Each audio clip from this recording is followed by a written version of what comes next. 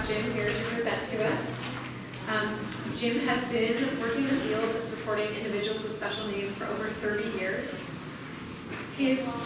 Some of his previous positions included being a regional center director at Alta Regional Center up in the Sacramento area, a DOR, Department of Rehabilitation Counselor, the Associate Dean of Special Education for the San Diego Community College District, and currently now a public benefits consultant. He's helped over 700 families navigating the public benefits, including SSI and SSDI, Medi-Cal and Medicare, regional center services, including in-home support services, and California Children's Services, and special education services as well. He has a wealth of knowledge and expertise in supporting families and individuals, and we're really, really fortunate to have him with us today. So thank you for being here. And welcome, Jim. Thank you, Mary. Appreciate it. Thank you all for coming. We don't have enough time, unfortunately, to go through all of those benefits, so we're going to be, I want to be sure I meet your needs. So just like to get a little bit of a handle on what particular benefits you'd maybe like to talk about. I'm going to be covering regional center and in-home support services, but as Mary just described, there's lots of other services. There's the services through the benefits through Social Security Administration, SSI, SSDI, some of those. What's of interest to you folks? SSI, SSDI. Okay, so let's make sure we hit that. Department of Rehab. And Department of Rehab, okay, good, yeah, that's good. Remind me about that. Okay, and then as we go along, throw your hand up. I'm more than happy to take questions as we go along rather than wait till the end. So let me get started. In addition to the things Mary listed, I also have a family member. My wife's brother was a consumer of the San Diego Regional Center, so we had the opportunity to sit on the other side of the table and experience, of course, what it's like to be a family member and trying to get services from the public agencies. The difficulty of navigating through all of those services. When I first left the regional center, retired from the regional center, became a consultant, I was just helping families with regional center, but I very quickly found out that families needed help with all of the public benefits. So as Mary said, I've been helping families. A lot of families have special needs trusts. I don't know if you're familiar with that. And making sure that the distributions from those special needs trusts aren't negatively affecting the public benefits. So that's, if you've got any questions in that area, I can see if I can address those.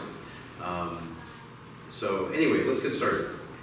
Let's start with the regional center. How many folks are with the regional center? Okay, how many folks aren't with the regional center, but maybe going to try to be with the regional center? Okay, so we'll hit on some of the eligibility criteria. Just a quick history of the regional centers. They were created back in the 60s. It was under what was called the Lanham Act. A gentleman, a Republican of all things. We usually don't think of Republicans starting social service programs, but Frank Lannerman was an assemblyman, and parents approached him. They were very upset with their children and adults living in institutional settings. The state hospitals, as they were called, they're called developmental centers now, but they're closing them down. But parents were very upset that there was no community-based programs. So they would corner Frank Lannerman in the elevator over at the Senator Hotel and bang on his desk and follow him up in the elevator and say, we need to have something for our children and adults that's community-based. Frank Lannerman was the chair of the budget committee under Ronald Reagan, and he held the budget captive until 2 regional centers were approved as pilots. Interestingly enough, one was in San Francisco, one was in LA. The one in San Francisco is now known as Golden Gate Regional Center, so it was one first, and the one in Los Angeles is Lannerman Regional Center, named after Frank Lannerman. Long story short, since those 2 regional centers came into existence, there's now 21 regional centers across the state. And I'll show you a map in a second showing the catchment area. But they are nonprofit corporations. We were talking at lunch about the fact that in most other states, the services for folks with developmental disabilities are provided through state agencies. California does it through private nonprofit corporations called regional centers.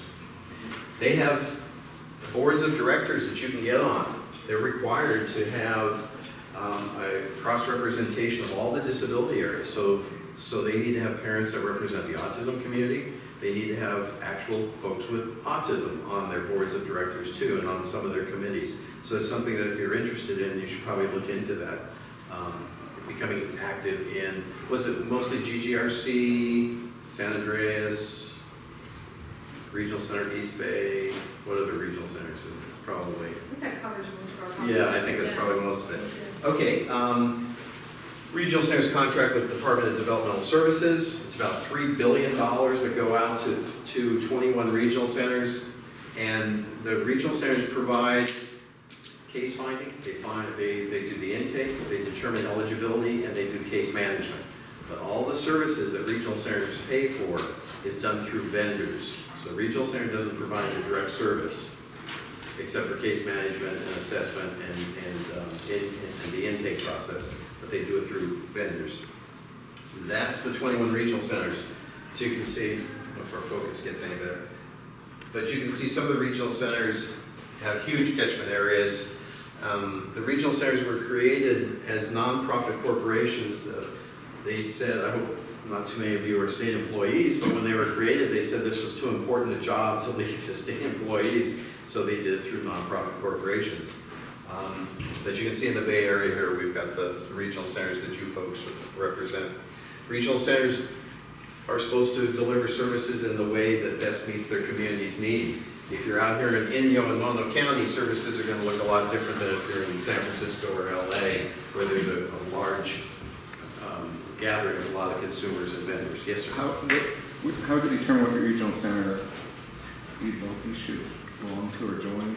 Where the residence of the individual is or the parent. Sometimes you can have the parents living in one area, the child may be placed into another area, but they're still a consumer of the regional center where the parent lives. Once they're over 18, then it's where the consumer resides. So we many times have consumers' cases being transferred between regional centers. Was there something more specific about that question, or?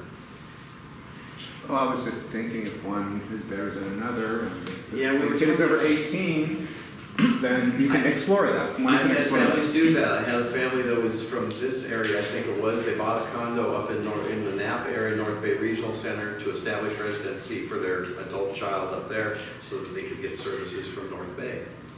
So yeah, again, if the adult child is over 18, it's where the adult child is residing. Otherwise, it's where the parents are residing. The services authority only after 18, right? I'll get to that in a moment. All the regional center services are birth to death, and a lot of folks don't understand that. And we'll get into the various programs that regional centers provide.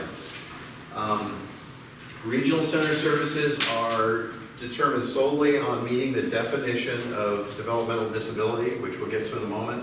There's no income or asset test like there is with SSI or Medi-Cal. The program is unique to California. The services or the system is called an entitlement, and people always say, well, what does that mean? What are we entitled to? What your child is entitled to is what's in the IPP, in the individual program plan. I know when my brother-in-law, Chuck, was going through the system, my wife and the sisters would say, well, where's the menu of all the services that Chuck can get? Well, it really isn't a menu that you work off of. It's based upon what the assessed need of the consumer is, and then how that need can be met, and that goes into the individual program plan.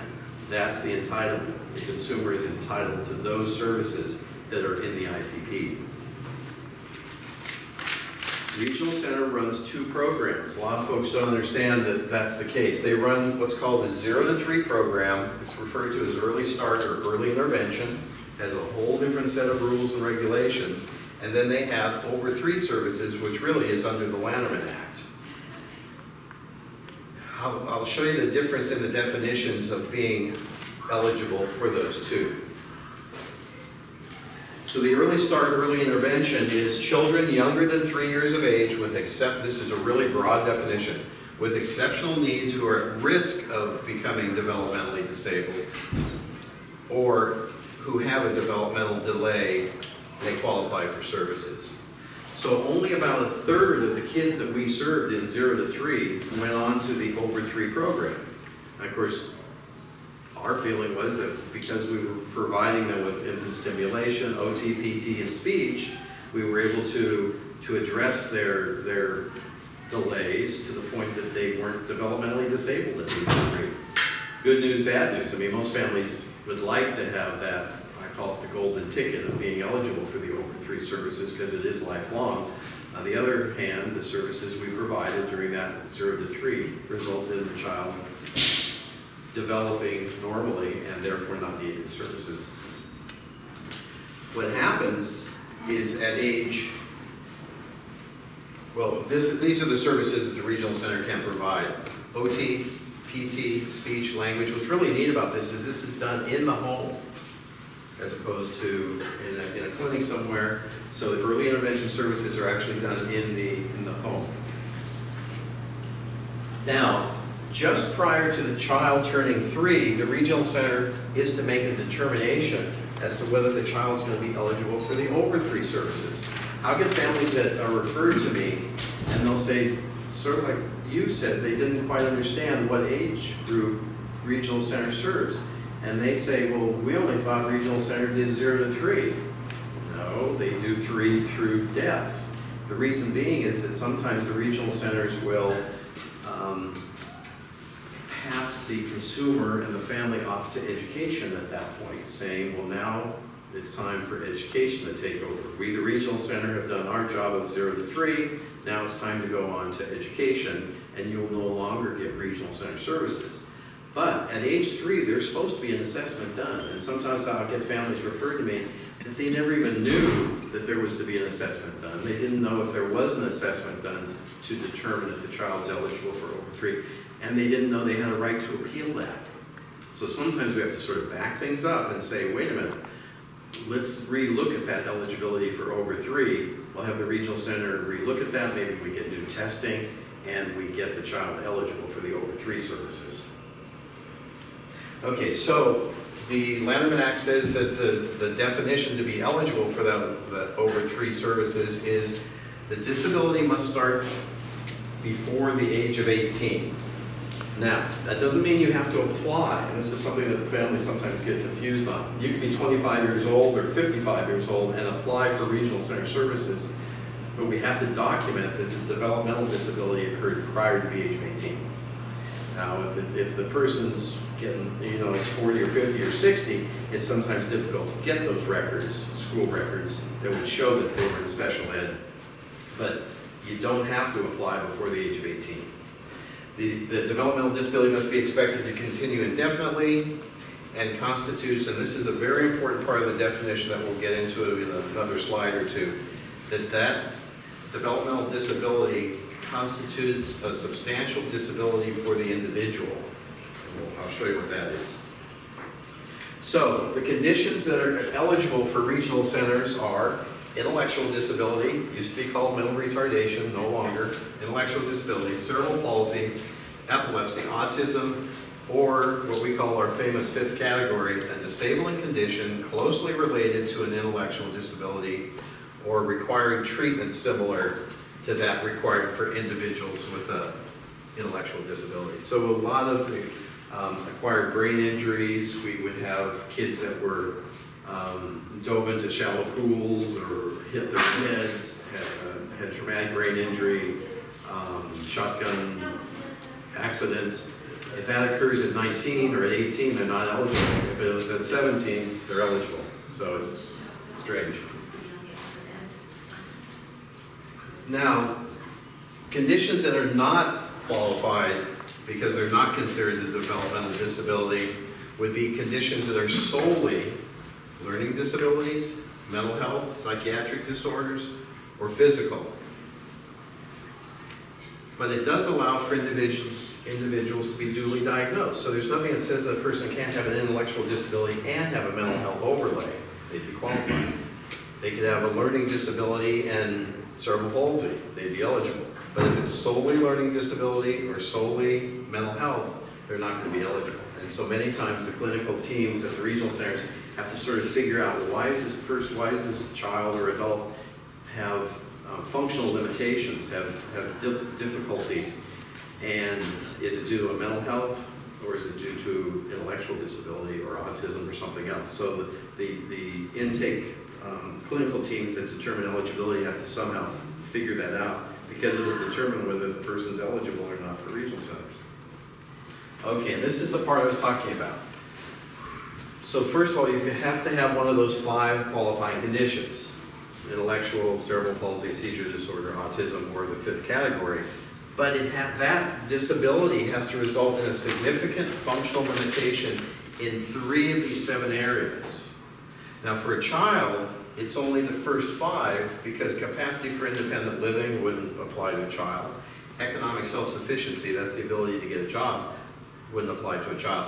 So for a child up to the age of 18, you're going to have 3 of these top 5 to be significantly functionally limiting the person, or they're not going to be eligible.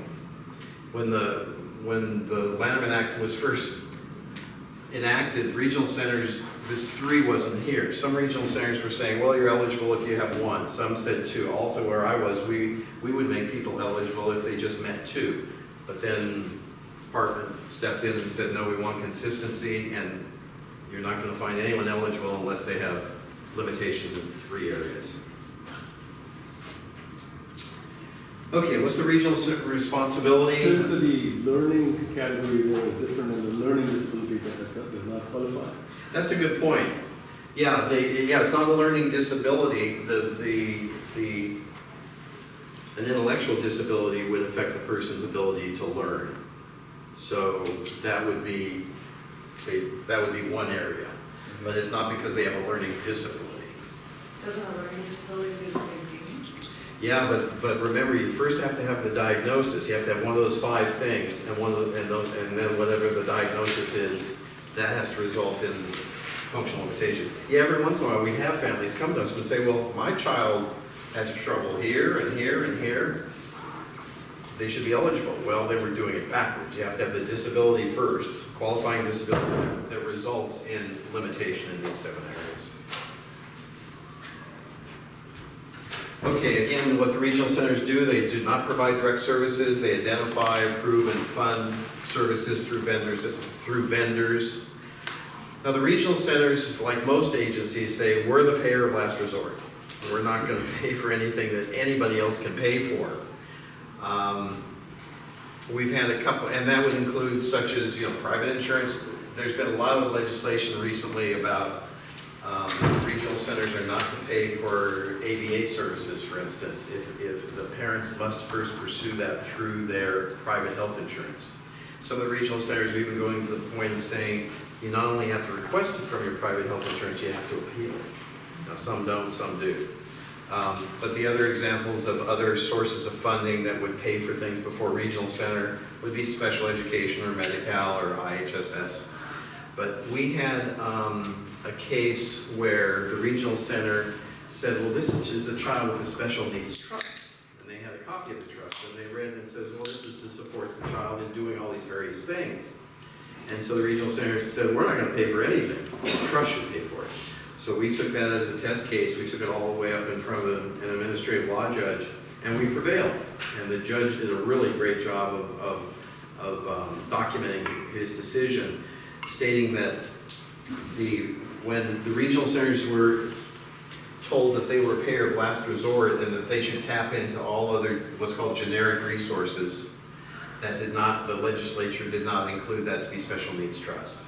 What they were talking about was other publicly funded sources of support.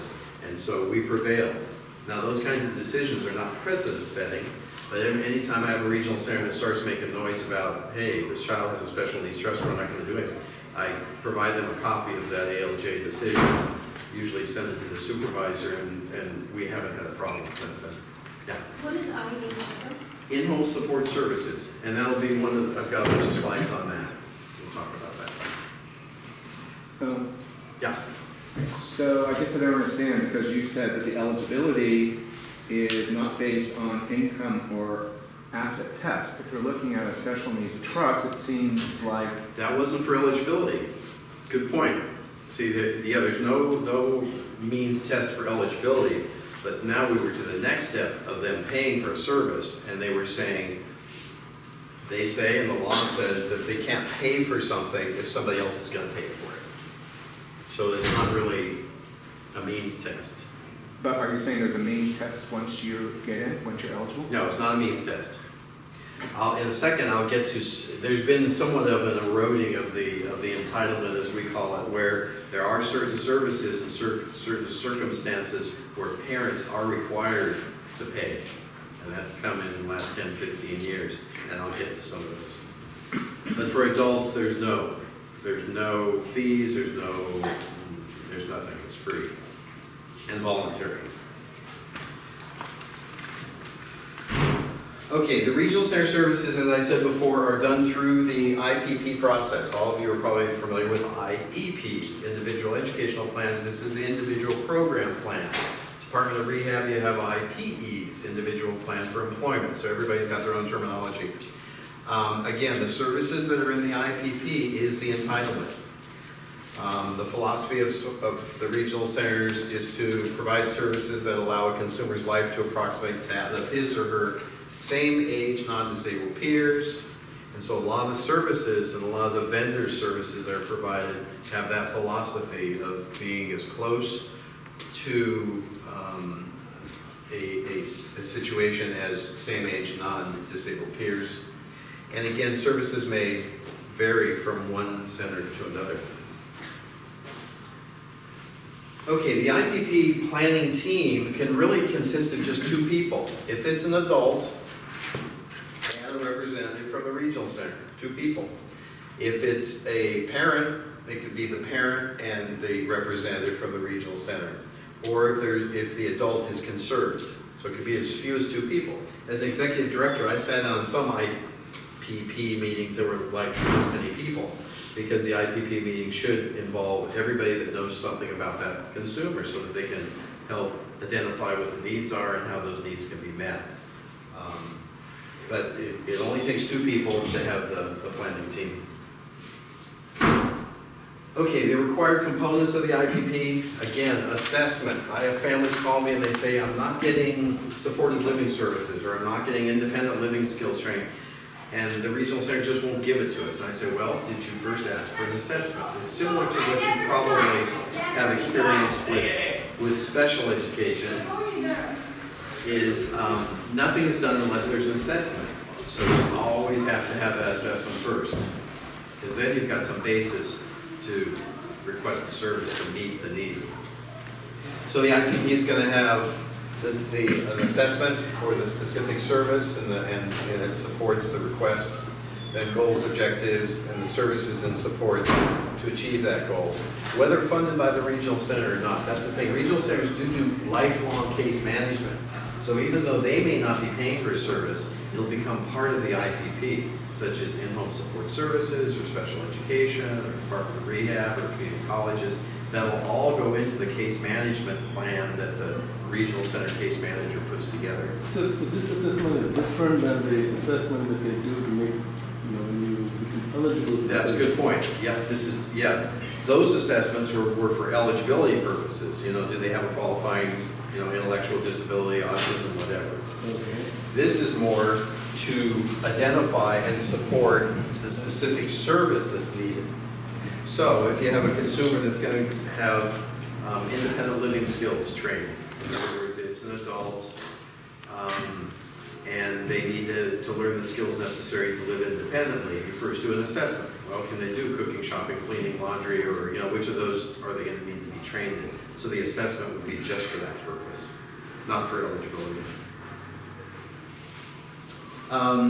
So there's a individual family service plan, there's an IPP, which is the overall plan, and then with each of the vendors, there's an ISP, an individual service plan. So if you had a particular vendor that was providing the service, there's going to be a plan that's developed at that level as to how the service is going to be provided and how it's going to meet the need that's been identified in the overall IPP. So you've got the IPP, then you have the ISPs, one specific to each of the providers. Okay, some of the fees that I was talking about. And these have just come into existence, as budgets have gotten tighter. Family cost participation, annual family program fee, and parental financial responsibility. And I'll get into all three of those. Family cost participation. The regional center looks at, first of all, if it's identified that daycare or respite is needed, they will look at whether or not the family, depending upon what their income is, should be paying for part of it. And so, if the child is, again, up through 17, lives in the parent's home, and is not on Medi-Cal, which is really important, because some of the money, a good portion of the money that regional centers gets is from the federal government. That's Medicaid money, and the feds say that regional centers, since they're accepting Medicaid money, cannot charge parents. So we'll get to this in a minute as to how to keep your child on Medi-Cal, even though your family income and resources may be too high, but we can get the child on Medi-Cal and it'll avoid two of these three fees that I'm going to talk about, okay? But this particular fee has to do with daycare and respite. If the parents make a certain amount of money, then they're going to be required to pay a percentage of that service. Examples. So if the income is lower than $97,000, the regional center is going to pick up the full cost of the respite. If you've got a family that's making $243,000, the regional center is not going to pay for any of the respite, and then you can see in between. So what happens is that the amount of respite is determined through the IPP. Let's say it's 30 hours a month. Yes. What's respite? Sorry. Respite is where the regional center will pay for someone to come in to watch a child. It's like babysitting. Okay. To give you a break from the responsibility and gives you a chance to go out and have dinner and go to a movie and just take a break. And the regional center will pay someone to do that. It could be someone that you select, or it could be someone that's from a respite agency. Okay? So you can see that depending upon your income, the regional center is going to pick up more or less of a particular. Yeah. So if we had to pay that fee when we signed up for regional center, and then within a couple months, we got our Medi-Cal, we had to pay it first, the Medi-Cal at first, and we get it back? I don't think so. I think it should be just from the point that the Medi-Cal. But you should, isn't that usually retroactive, like 3 months? That's right. You can, when you sign for Medi-Cal, you can get a retro. So the regional center should do that. I don't know the exact mechanism by which they do it, but it would make sense that they should go back if you had to be taken. Why, is that your particular case? Yeah. They said, oh, just pay it now, and you can get it back later, and then, count it back. Yeah, you may want to stay on top of them, make sure they do that for you. Yeah. Annual, so another fee that they slap on, annual family program fee. Again, children 0 up to 18. Example of a family of 4 with an annual income, 97. There's no fee. Over 200,000, $200, just a flat $200.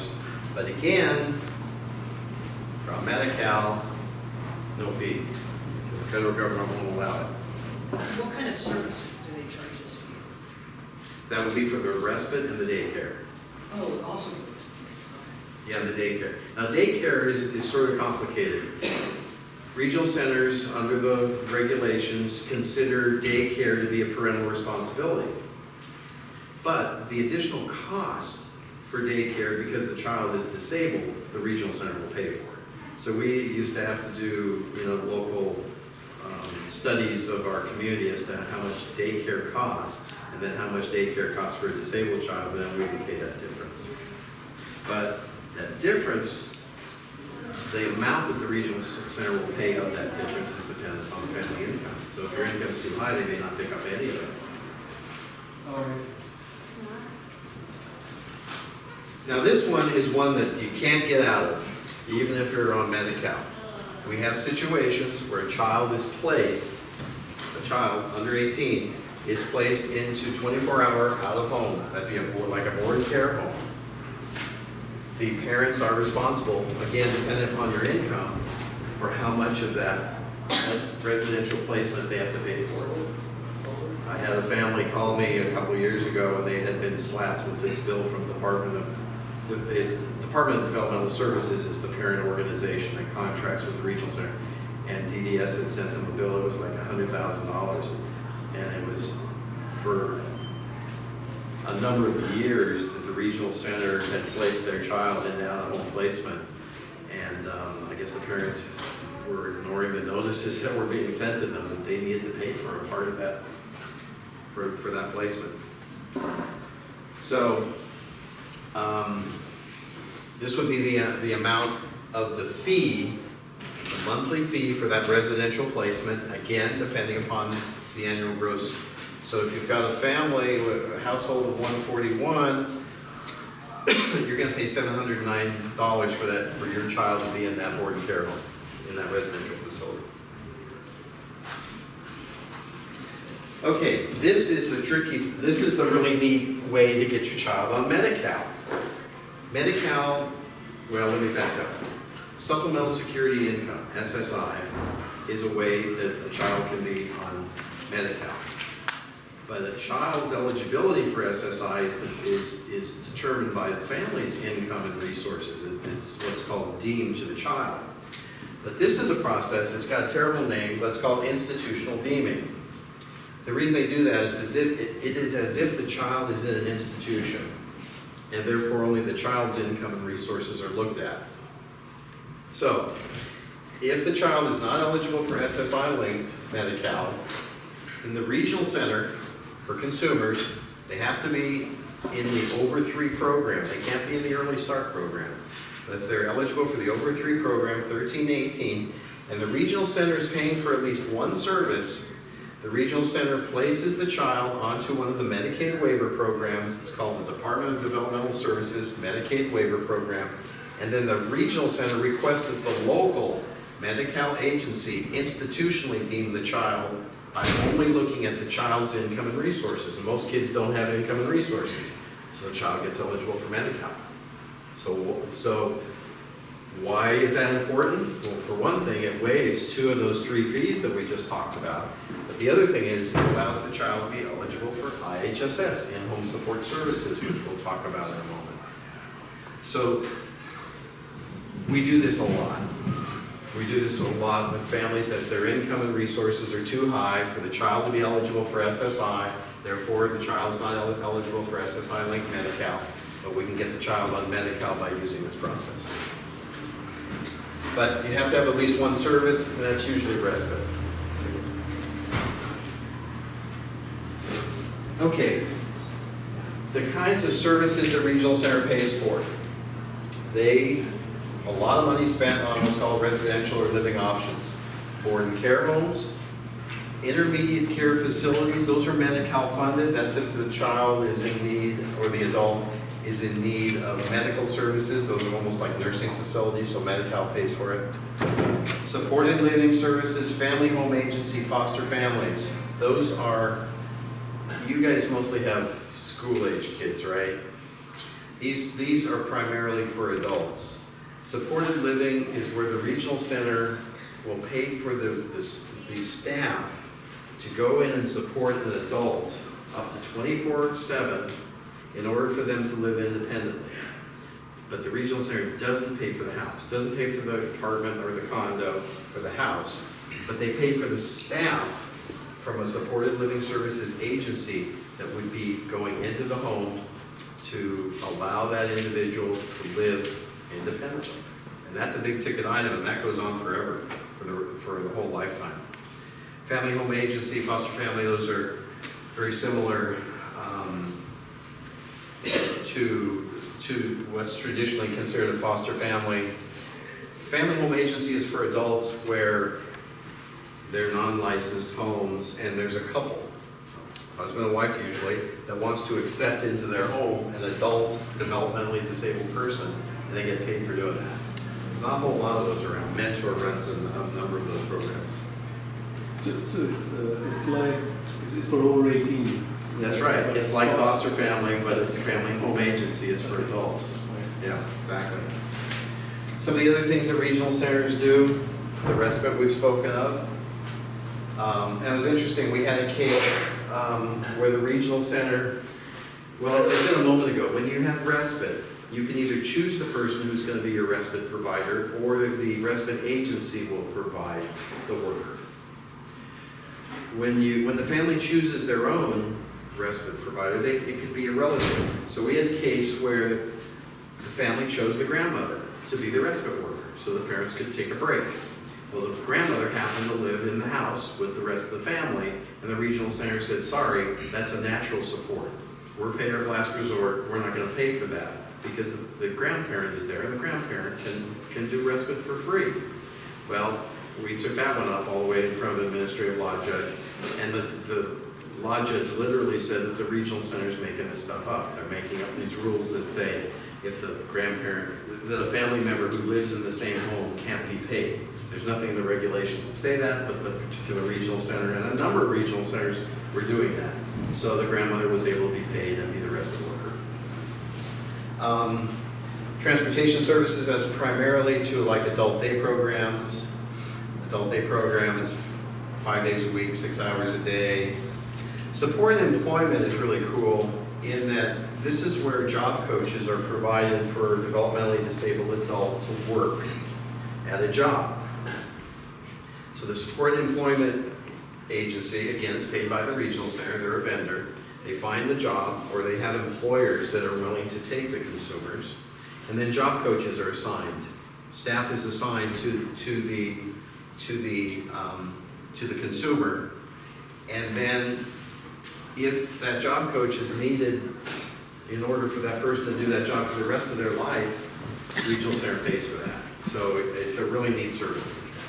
Behavioral services, regional centers do provide, but again, you're required to tap into your private health insurance.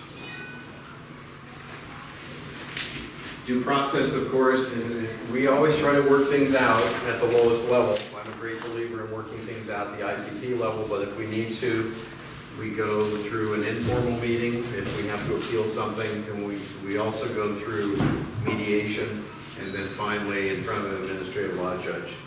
We haven't had to do a whole lot of those. Usually, we're able to work things out before we have to go that far.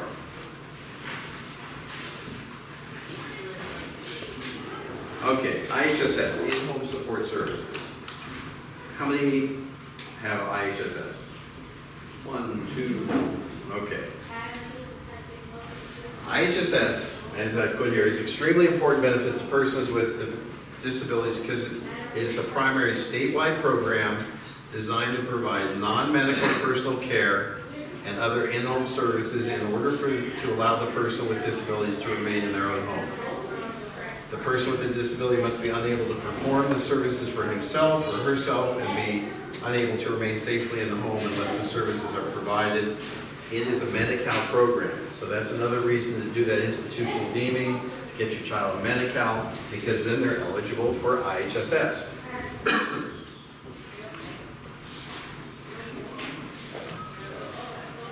The process.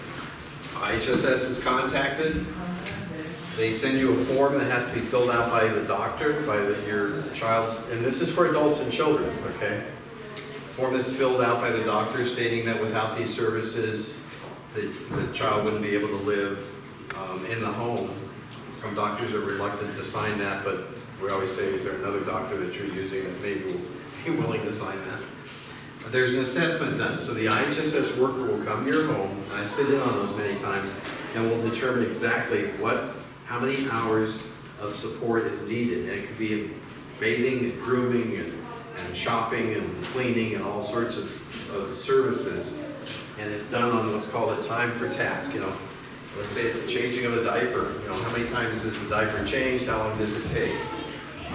They do have county guidelines that they go by as to how many hours they're going to give you. And then they give you a notice of action that states how many hours. Now, you as a parent, sounds weird, but you as a parent can be paid. You can be the IHSS provider. But only, let's say if it's a 2-parent household, one of the parents has to be fully employed and the other parent has to be what's called precluded from being able to have full-time employment because they have to stay home to care for the child. Self-employed? How can it be different as a full-time? There's those gray areas that we have to make the argument, you know, how many hours are you working? And usually self-employed people work much more than, Right. so that How would can be, we get how can we show them the proof that we actually working like a full-time hours or even more? I don't think there's any formal documentation. I think the caseworker that comes out would question, you know, what is it that you do? And I've never seen them, you know, just dispute that. Okay. But then the other parent is able to be paid, and they become a county employee, and they send in a timesheet, and they get a paycheck from the county for caring for their own child. From strangers. Yeah. So let's say in my case, because I am self-employed, then my husband is already the IHSS provider. Oh, he is? For Okay. his mom, Oh, not for okay. our own child. Right. So will he be able to be Yeah. a provider for For our both. child also? For both. Okay. Yeah. Yeah. Does he work under 40 hours a week? Under, One of you has to work under 40 hours a week. he is under 40 hours, yeah, for his mom, yeah.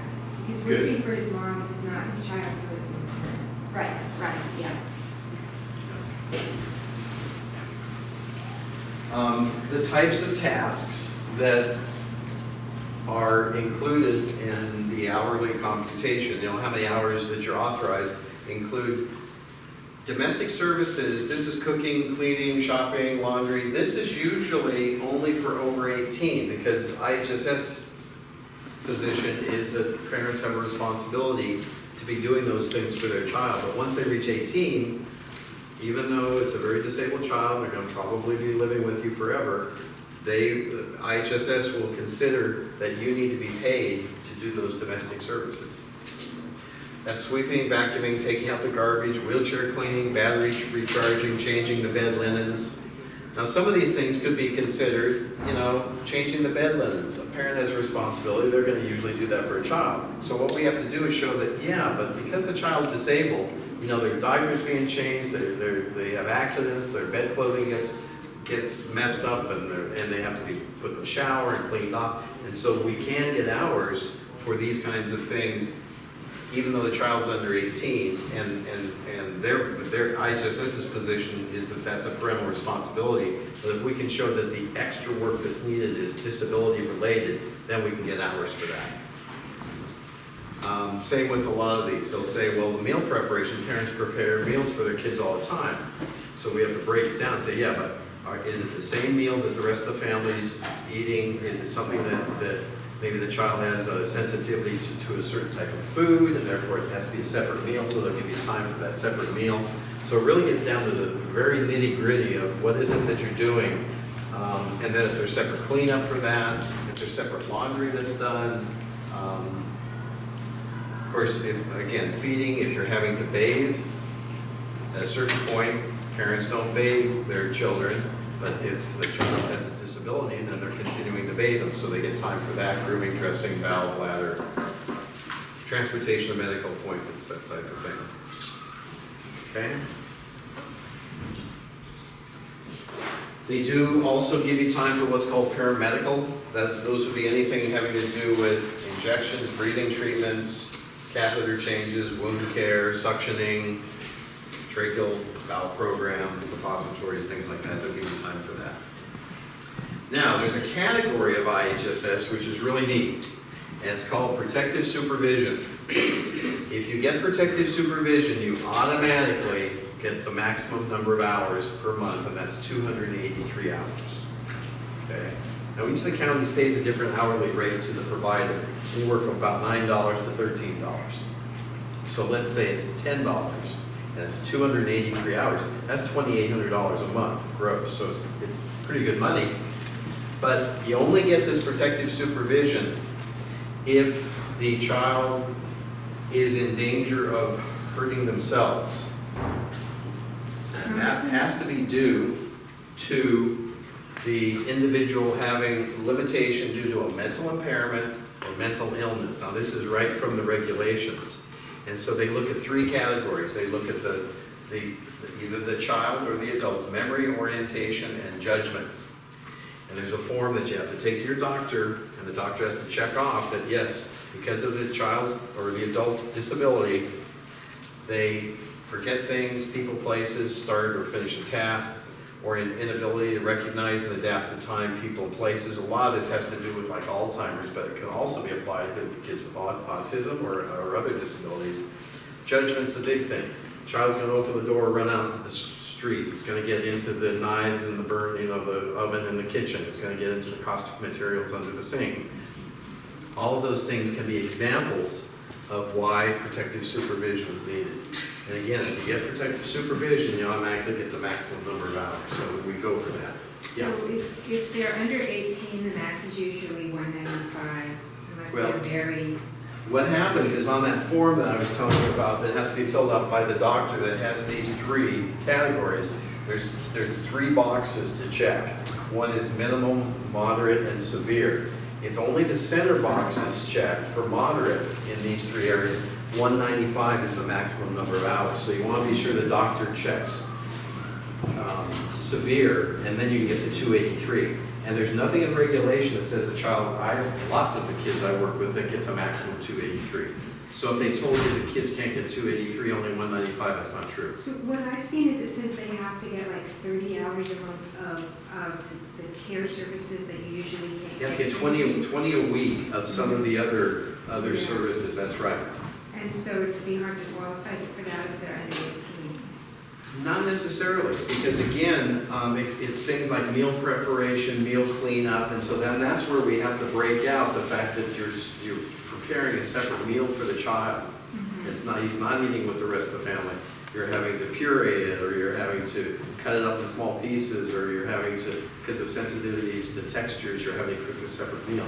But you're right, you have to get that 20 hours a week before you can then qualify for the protective supervision.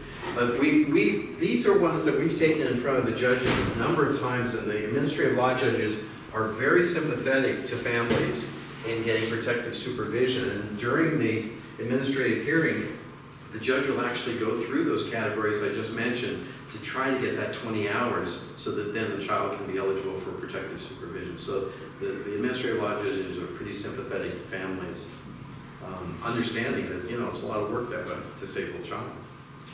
So. And again, this is the parent, if one parent is working full-time, the other parent's precluded from working full-time in order to remain. And let's see, I think that's it. Now, there were some other benefits you wanted to talk about. Department of Rehab. Okay, Department of Rehab, I was a rehab counselor for a number of years. Department of Rehab is more liberal in accepting a person that's disabled as probably any organization. So if we don't usually have a problem with a person qualifying for Department of Rehab. Now, with the population we work with, the service is usually supported employment that we were just talking about.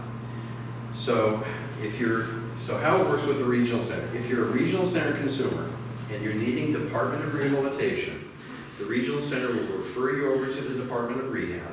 Department of Rehab will go through their usual process of determining eligibility and writing their individual plan for employment. And then they will pay for a supported employment agency to find the job for the person and provide the job coach. And it could be a one-on-one, or it could be what's called an enclave, where there's 5 or 10 consumers and a number of job coaches. And then if the job coach can be withdrawn and the person can continue to do the job, then the department closes the case as being a successful rehabilitation. If the need for the job coach is ongoing, then the funding for that job coach shifts from the Department of Rehabilitation over to the regional center. And then the regional center pays for it for the rest of forever. That's the cooperative agreement the regional centers and Department of Rehab have. Okay? Now, that's sort of specific to this population. In general, what the Department of Rehab does is it helps people prepare for employment. Usually they go through, the first thing is, after eligibility is determined, they do an aptitude and assessment testing to see what the person's interested in, what they may be capable of doing. And then the counselor and the person develop a plan that's going to allow them to reach that. It could be technical training, going to community college, Department of Rehab will pay the tuition, books, and supplies. If the person's progressing through their training program, successfully gaining decent grades, then the department will continue to pay for that. And then upon completion, they'll put the person through job-seeking skills, learning how to write a resume, doing a job search online, submitting job applications, doing mock interviews, and then getting a job. That's the standard service model that Department of Rehab has. But with our population, it's usually the supported employment job coach approach. Is it usually one-on-one if they do like resume skills and? It depends. Yeah, it depends upon which of the offices you're working with. It's usually in a group setting. I've seen them, they have computers all set up in a room and everybody's sitting there and one person sort of rotating around helping the individuals write up their resumes or search online for job openings. But the actual mock interviews, that would be one-on-one, practicing how to interview for a job. So how does one become eligible if you are a client of DOR? How do you become eligible for the supported employment services? It has to be, as I said, it has to be developed in concert with a DOR counselor and written into the individual plan for employment. So in other words, to reach the goal of becoming successfully employed, supported employment is decided upon as the way to achieve that. So the Department of Rehab would refer, and usually what they do, I know the families I've worked with is DOR will give you the name of like 3 supported employment agencies. You go talk to them and you say, okay, what employers do you have relationships with? Well, we have Walmart and we have, whatever, hospitals or whatever. And so, and yes, you find out, do you do enclaves where there's groups of consumers? Do you do one-to-one? But that's how it should happen. Is it not happening for you that way? Or? Well, so are you talking about there's 2 different programs to my understanding of DOR. One is where you go to a service agency to help you with resumes, to help you look online, and one is like the jobs like Safeway or Goodwill. Is that the supported employment part? Well, the supported employment means that there's going to be a job coach provided, and that's provided by a supported employment agency. So it could be that they're contracting out that job-seeking skills, it sounds like. A lot of the DOR offices do their own job clubs, they call them. But it sounds like in that case, they're farming that out to a vendor to do that. But yeah, that really is 2 different pieces. One is getting the job and having the job coach, and the other is doing the resume writing and the job interviewing skills and that sort of thing. So it might be delivered differently depending upon which office. And does DOR have a different type of funding for that supported employment program than Golden Gate Regional Center or Regional Center? They use the same vendors, it's the same rates that they pay. I think the funding sources are just different. One comes through the Department of Rehab, which is a mix of state and federal. The other comes from the regional center. But it should be pretty transparent when there's that handoff. Again, if the person's going to continue to need that job coach after about 3 months, if a job coach can't be withdrawn, then the funding for that job coach from the supported employment agency shifts over to the regional. Yeah. And it can go on forever. My brother-in-law. If it's with Regional Center, it can go on forever. Right, yeah. The Department of Rehab is they only allow up to 3 months? Yeah, it's time limited. I think there's some flexibility, but it is not forever like regional centers. Okay. Thank you. Sure, sir. Yeah. So my son, his goal is to graduate from high school. I don't know if that's going to happen for sure. Certificate of completion versus high school. And he does qualify for regional center, but we don't use anything. Any services? Any services at all. He got qualified and that was it. What I want to know is how does high school graduation affect his services in the future? And if he doesn't have services now, can you get them later? Right. Once you're open to regional center, you're open forever. Now, there can be times when the regional center will inactivate the case. That's not closing the case. It's inactivating, which means there's not a service coordinator assigned to it. But you can reactivate the case as easily as picking up the phone and calling. And when you call, you'd have to have a reason for it to be inactivated, such as we need service. My child's going to be turning 18, he's going to be exiting the school system, either 18, 22, whatever. And now we need to be looking at adult day programming or living options and that sort of thing. The fact that he hasn't received services ever doesn't affect that he can't receive them. But if you were looking at that institutional deeming process of getting him on Medi-Cal, of course, if he's 18, once he's 18, he can apply for SSI. And only his income and resources are going to be considered, and he can get Medi-Cal that way. And what about a high school diploma? How's that going to impact his services in the future? It doesn't matter. Okay. No, it's all based upon, assessed need. Regional Center won't provide adult day programming, though, until the child has exited the school system. That's under a welfare code. They can't do it. As long as the child is in the school system, the regional center can't pay for adult programming. Yes, sir. Department of Rehab. Yeah. You need to be a client of the regional center to get that referral, or? Well, Department of Rehab serves all disabilities. Regional center serves a very, limited number. Most regional centers have a particular DOR counselor that they work with. So if you go to your service coordinator at the regional center and, let's back up. If in the IPP at the regional center, you have there's a vocational goal, then the way to achieve that would be a referral to DOR, and so then the service coordinator could make the referral over to DOR to that counselor that they work with primarily. And in fact, that's what I was. When I was at DOR, I was the counselor that San Diego Regional Center referred their people to. So my caseload was totally regional center. And so if there was a client, like you're saying, it was referred to me. Most regional centers have that arrangement with their local DOR office. So it's not sent to someone who works with the blind or the deaf, or it's somebody who knows the developmentally disabled. But you don't have to be a regional center client to qualify for DOR. That's right. Because I assume there's an assessment by DOR. You're grandfathered in if you're a regional center client, whereas if you're just applying as a non-regional client, you probably have to. In both cases, DOR will go through their own process of eligibility, but you've got all the documentation because they've qualified for regional center. So that's what I'm saying. It's probably the easiest agency to meet the eligibility criteria, particularly if you're already a regional center. Yeah. Yes, ma'am. Question about, within DOR, I understand there's a PVSA program, personal, vocational, supported. It's a new one on me. Yes. I learn something new every day, so I'm not familiar with that. Yeah, I'm sorry. Yes? In Department of Rehab, can a parent or grandparent be a job coach, like in IHSS, or has to go through one? That's a good question. No, they can't be. No. I mean, I guess if you became employed by a supported employment agency, but I think it'd probably be contrary to their philosophy to have a parent in there being a job coach.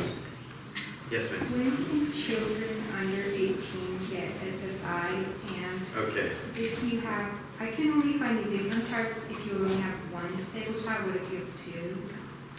Yeah, SSI is means tested. Okay, so that means both income and resources are looked at. If the individual applying is under 18, then the parent's income and resources are going to be looked at. The resource limit is $2,000, and they allow a house of any value as long as you're living in it, one car of any value. You can have a second car, but if it's worth any cash, it goes towards the $2,000 resource limit. So to get a child eligible for SSI, the parents are going to have to have very limited resources. Then the income, the monthly income, is also deemed to the child. So if you've got I've got a chart in my briefcase that it's a matrix that shows whether there's one parent, two parents, and then how much the parents can make. It looks at how many other non-disabled children are in the household. I've not seen a chart that shows multiple disabled children and how they would deem that if they split it or There's not. like a note at the bottom of the chart that says this chart not valid if you have multiple. Well, yeah, I haven't found that chart. In fact, I have a hard time finding a replacement for the chart I have. Yeah. The part Social Security doesn't give it to you.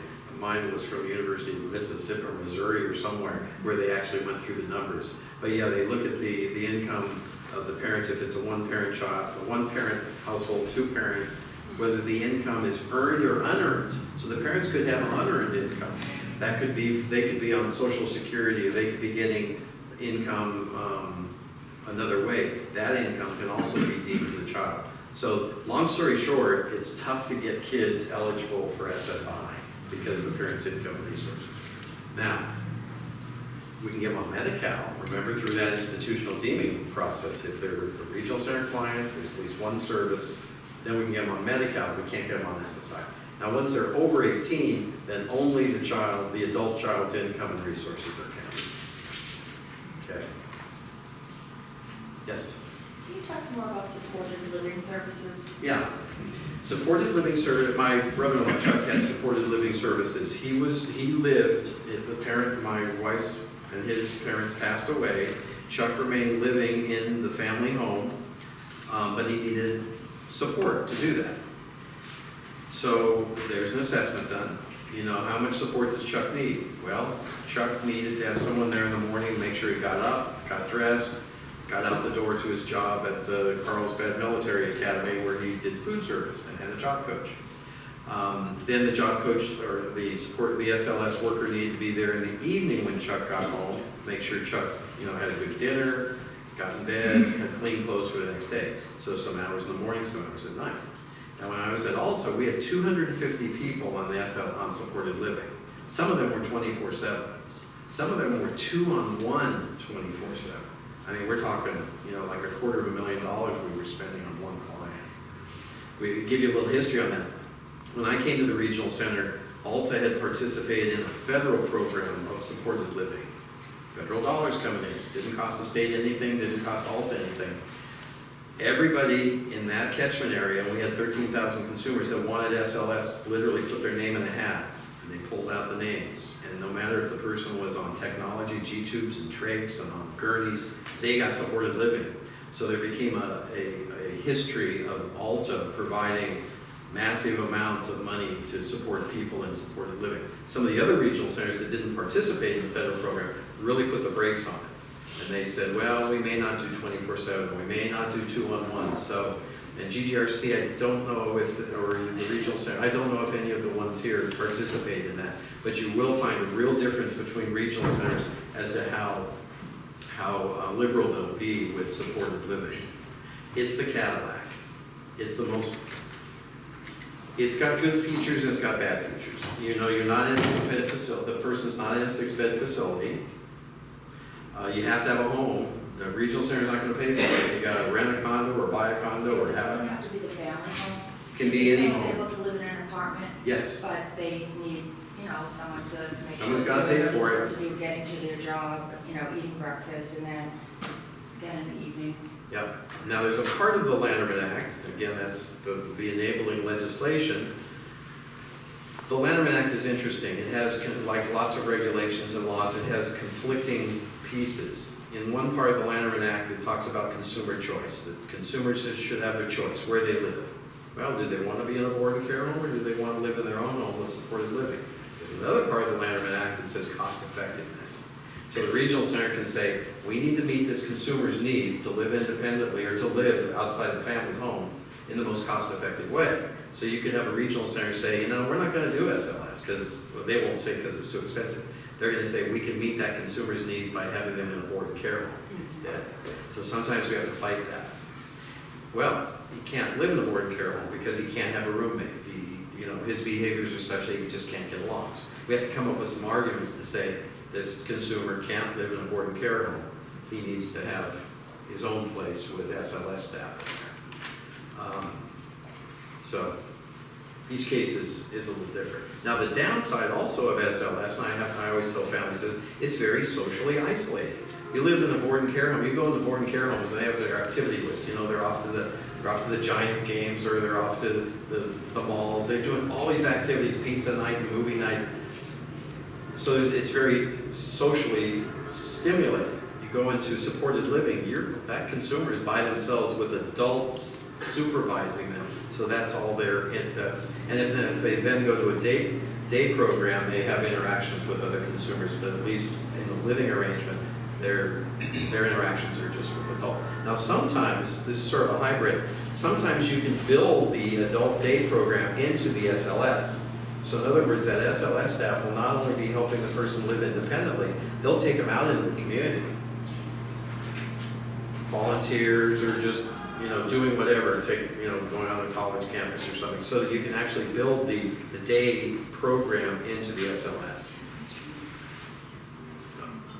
There's a program, I didn't even have up there, there's a service called Tailored Day Program. It's a brand new service. There are a lot of consumers that don't want to go 5 days a week, 6 hours a day to a day program. And so a Tailored Day Program is a way for a consumer that says, I just want to take a class at a local community college. I want someone to go with me. And so the regional center can pay for that Tailored Day Program. And it has much more flexibility.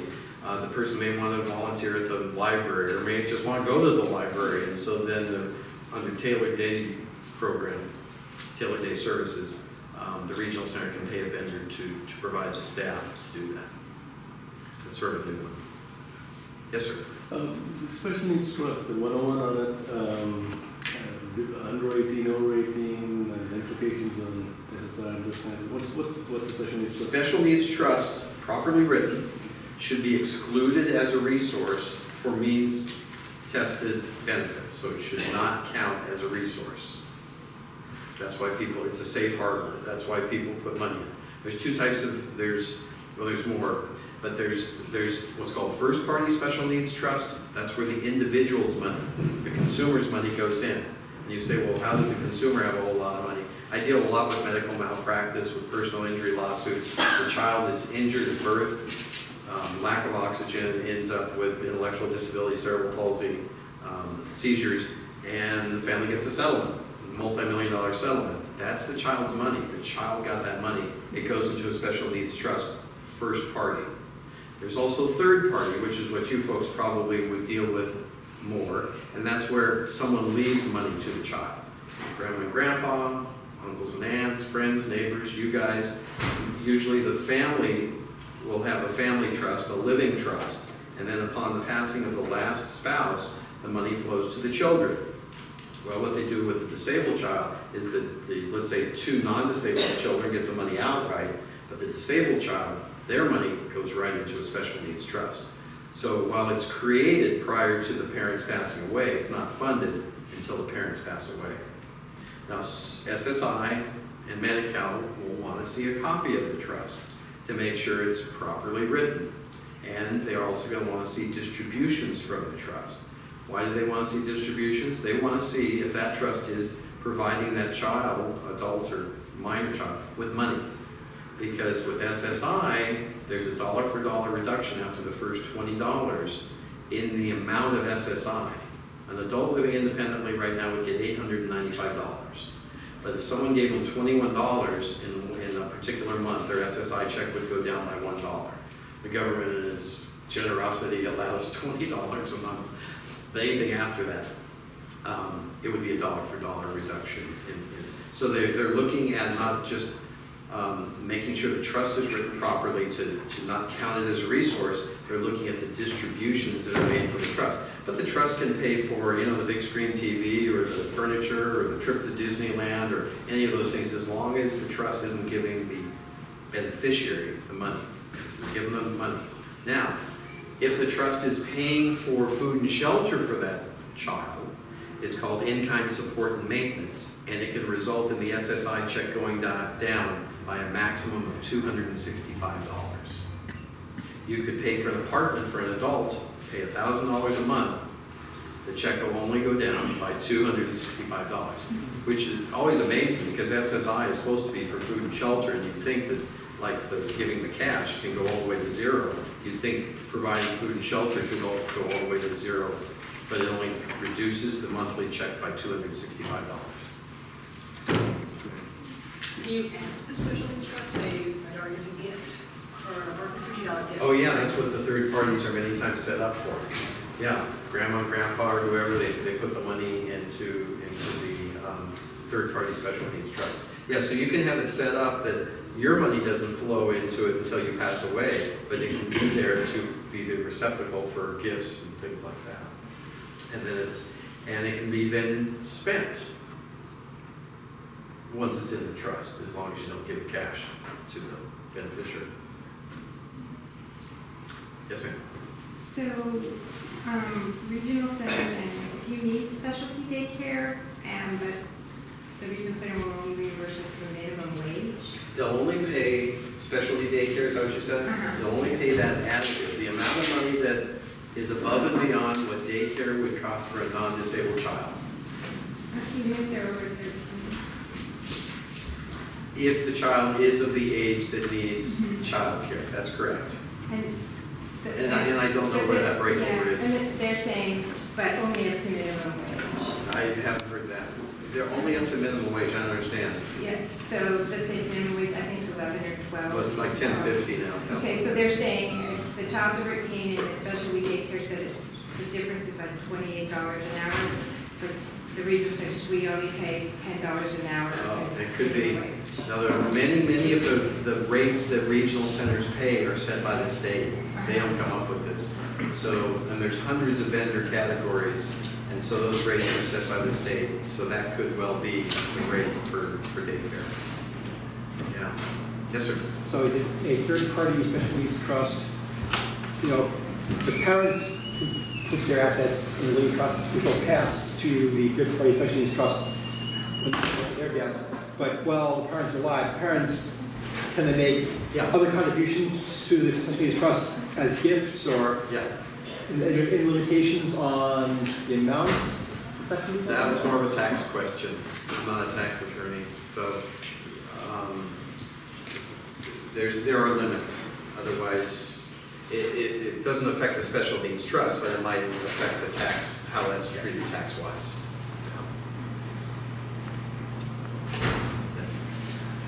Are there other options besides regional center and Department of Rehabilitation to get supported employment services?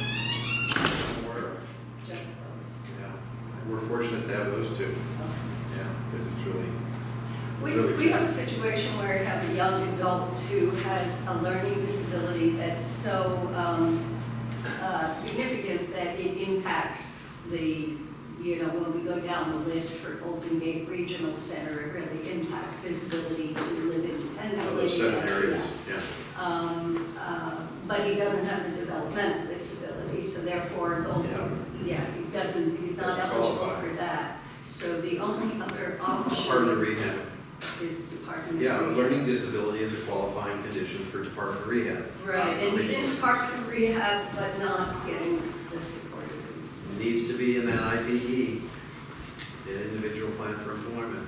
I sometimes go and I sit right there with the beneficiary, and the person knows I used to be a counselor and executive director of the regional center, so they know that I know that what they need to do, and so we make sure we get it in there. They aren't going to pay for anything. It's like regional center or schools. If it's not in the document, it ain't going to happen. So you need to get that support employment into that individual plan for employment.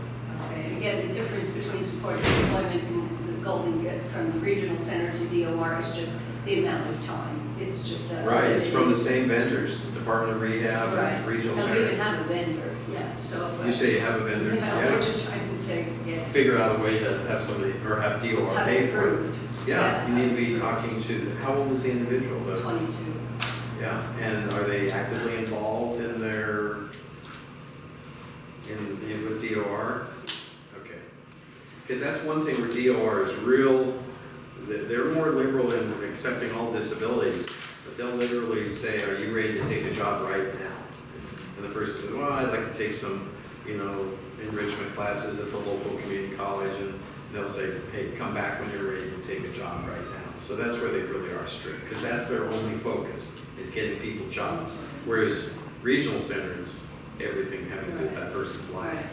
Although I did hear that this new program, this PVSA, is part of DOR, and it's a broader array of services. Wow, that would surprise What me. It must not be federally funded. For personal, vocational. Something. Yeah. Could be a grant, could be, It's the same kind, like for personal care, for all the things that you mentioned. almost like IHSS or, So. I don't know, I haven't heard of that. Okay, Interesting. okay. Thank you. Sorry, it's called the Personal Vocational Social Adjustment. Social adjustment, that's it. Interesting, yeah, I haven't Personal, heard of that. vocational, yeah, social I'll adjustment. have to look that up and see what it's all about. There were a couple more questions. Yes, ma'am. What is workability? Yeah, workability is, there's different workabilities. There's workability 1, 2, and 3. Those are cooperative agreements between Department of Rehab and another entity. So I think workability 1 was a co-op agreement between DOR and the schools. When I was at the community colleges, we were running the workability 2 programs, which was with community colleges and DOR. It's really just a partnership program.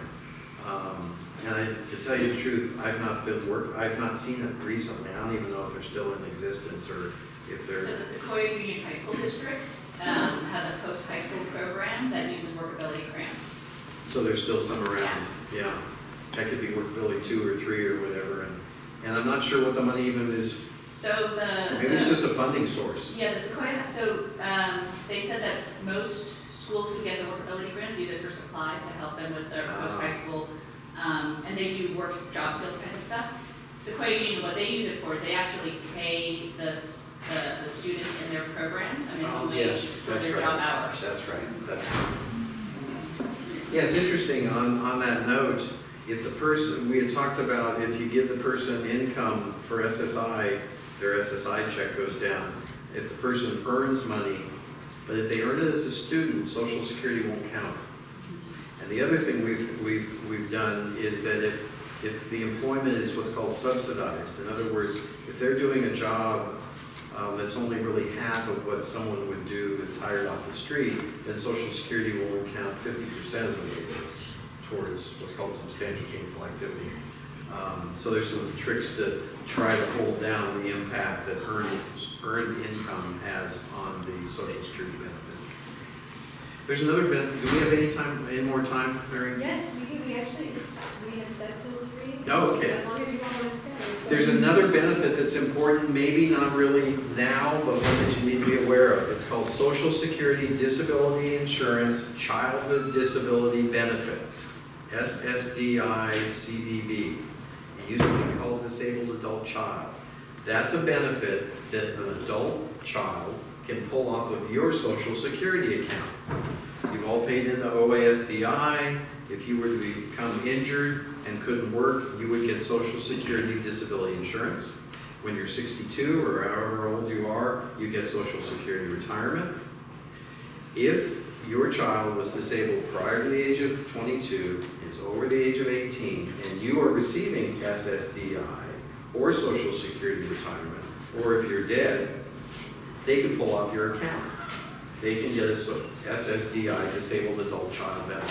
It used to be called Disabled Adult Child, now it's called Childhood Disability Benefit. The good thing about that versus SSI is it's not means tested. It's an insurance program. And the amount that they get is equal to 1/2 of what you're receiving. It doesn't affect your benefit, but let's say you become injured, can't work anymore, you get $1,000 a month from SSDI. They'll get $500. When you pass away, they'll get 3/4 of what you were getting. And the other great thing about that benefit is after 24 months of being on that benefit, they get Medicare, which is much better than Medi-Cal. So again, that's a benefit that they're not going to be eligible for until you guys are on Social Security retirement, Social Security disability, or deceased. What's the ages for the kids between 18 and 22? They have to be over the age of 18, but the benefit, once they get it, goes on for their lifetime. And they have to have been disabled prior to the age of 22. And they cannot, if they've worked since they were 22, then that shows that they're not disabled anymore. So you got to be careful if they work. And how does Social Security define work? Social Security defines work as what's called substantial gainful activity. They operationalize that. It's about $1,130 a month gross. So if somebody's capable of earning $1,130 under Social Security rules, they're not disabled. And it's not if their jobs are available or if the economy is good or bad, is the person capable, if there was a job, of earning $1,130. If they are, then they're not going to be eligible for SSDI and DAC. How is that determined? Who determines whether they're capable? It's done through the medical, well, one would be, they look at your earnings. You go to Social Security, any of you can get your earnings records, and they'll look at how much you file in your income tax on your earnings. Now, it's true, that only shows a yearly amount, but then they do a work history and ask you for every single one of your jobs, how much you were earning, why you got that job. And so it's done through self-reporting as to what your earnings were. Now, as to what you're capable of earning, that's going to be done through medical documentation. Social Security, most people don't realize that Social Security only does the financial eligibility piece. They farm out to Department of Social Services, Disability Determination Department, whether you are disabled. And that means, is there a medical diagnosis, and how does that medical diagnosis keep you from working? So I know people who work for Department for DSS, and they have medical clinical doctors that are on their staff. They gather all the medical reports from all the doctors for that person, and then they have to make a judgment call. They look at the work history, has this person worked? And then they look at the diagnosis, and is that going to keep the person from being able to reach SGA, which again, substantial gainful activity, $1,130. So is that just an IUP and a doctor's note, or is it? It's a combination of a lot of things. No, unfortunately, what they'll do is if you don't have enough medical documentation for them to make a thumbs up or thumbs down, and maybe some of you have experienced this, they'll send the applicant to one of their doctors, and their doctors are not. And how do they determine whether you didn't look for a job or you couldn't get a job? Yeah, they don't care about that. They don't care. If you're capable of earning that amount. And that's sort of a circle, right? So is that because of what the doctors say, or is Yeah. that because of? Well, it could be a lot of things. What you want to do is provide the special education records. If there was a one-to-one assigned, hey, that's certainly going to affect the person. You know, how many employers are going to allow one-to-one? You know, has the person worked ever? Did they get a job and then they got fired? Well, why did they get fired? Well, they couldn't get along with people, or they, you know, so it's all those pieces that the disability determination analyst takes into account when they determine if the person can reach SGA. Is that a process you go through to get a determination, or is it when you're applying for a service? It depends upon what the benefit is. If you're applying for SSDI DAC that I just described, they go through that process. Yeah. Now that's also where that I mentioned a moment ago, that if a person's not, let's say the person had a job coach. Let's say one of those jobs that they had a job coach. There's an actual form that Social Security uses to have the employer fill out to say, this person's only doing 50% of what I would expect of someone coming off the street that I would hire. Therefore, if they're getting paid $10, Social Security will only count it as $5 an hour towards that $11.30. So we're able to discount, you know, to depress the earnings and try to avoid SGA being met, because if SGA is met, then they're going to lose their cash benefit. Yes? So, will regional senators ever provide transportation to people under 18? Transportation to where? So like, say it's a daycare or a camp? To a day program, they will. They don't pay for camp. Social rec was eliminated back in the Schwarzenegger years. They didn't change the law, they just said it was suspended. It's been suspended for a long time. But they will, so they don't do, so the regional centers don't pay for social recreational camps and things like that. Some families use it, they're out of home respite, exactly, for the camp. But transportation to a day program, yes, they pay for it. So if it's an after-school special education program? I've not seen them, if the after-school program was a vendor the regional center, and yes, they could possibly pay for that. Sometimes it's the actual program that does the transportation, sometimes it's a separate transportation vendor that does it. But they might pay for that, yeah. And if a camp is a respite camp, is that different I than? don't know what a respite camp is, but. Will they use respite hours for? Yes. kids, like- Oh, you mean the transport? No, I don't think they're gonna do that. Yeah. Because respite So it's- isn't linked with transportation. Okay. Because respite's usually either in a home or at one location, but there's no transportation necessary for respite. So I don't think they pay for that. Yes? If a client is in college and he needs transportation, he doesn't know how to, can he get it through GGRC? Get it through what? GGRC? Yeah. There's a vendor category called mobility training or destination training where it's usually an independent living skills vendor that the regional center can pay to train the person to take public transportation. But he cannot get any transportation directly, like going to school. For a day program, it could. I've not seen them pay for going to like community college or, if they're capable of going to community college, my guess would the regional center would say that person is capable of learning how to take a bus. Maybe some training involved, but then they could be independent in their transportation. Other questions? Still a little bit of time? Yes? So maybe just about people in general, if you get these categorical denials from regional or IHSS, they're like, yeah, okay, we don't even want to look at your logs for our policy that. Don't want to look at what? We don't want to look at your logs, your time logs, or it's just our policy, we don't provide this service, or we don't do this if they're under 18. I'm not understanding your question. Well, What's so, your when question? you go for something like IHSS, right, and you make time logs of how long a service Right, that is, is, right? right. And that maybe it normally wouldn't be given to someone under 18, but you have Right, to. because of the much, much disability, more. right. Right, and so then IHSS comes in and says, no, we won't consider that, we won't look at it, it's just our policy if they're under 18. Yeah, right, or it's those guidelines. By the way, those guidelines they go by are not in regulation. And so when I'm in front of an administrative law judge and they whip those out, I immediately say to the judge to clarify that those are guidelines only and they're not hard and fast rules. Those guidelines will kill you. Right. Because they limit the number of hours in a particular category. But they're not supposed to do that. They're supposed to look at the individual's needs in each individual case. So, but the workers, the IHSS workers are trained on those guidelines, so that's what they use, Right. So, So you have to appeal it or get? Pardon? So you have to appeal it or get? yeah, that's what I'm saying. We do a lot of appeals with IHSS. Okay.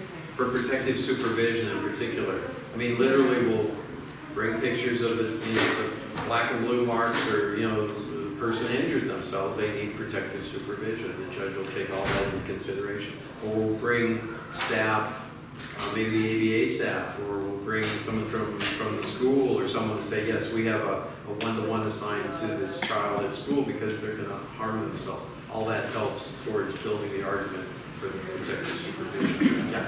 I have a problem with my son, because a few months ago he's been doing everything at home. And I got ABA through Medi-Cal. But Through I Medi-Cal? just, yeah, Wow. 2 years I've been working on it. Who is the Medi-Cal provider? In this county, who do you have? Now it's under Magellan, that's their agency. Okay, They just change it after. okay. I'm But sorry. what I'm saying is, I've never gotten supervision because they won't give it to me. Protective supervision. Yeah.